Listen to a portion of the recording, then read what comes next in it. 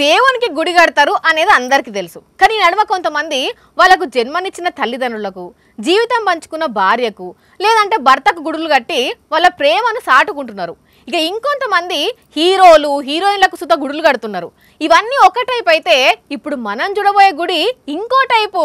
ఇగో ఇదే నేను చెప్పిన గుడి. అక్కడ అవుపడుతున్న పెద్ద మనిషి ఈ గుడిని కట్టించిండు. మంచిగానే ఉన్నది గాని ఆ దేవుడేంది గమ్మతున్నాడు?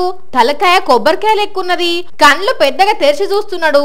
ఇంతకు ఈ దేవుని పేరేంది అనుకుంటున్నారా? నిజం చెప్పాలంటే అది దేవుని గుడి కాదుల్లా, ఏలియన్ గుడి. మీరు చూసేది గ్రహాంతర వాసి విగ్రహం అన్నట్టు.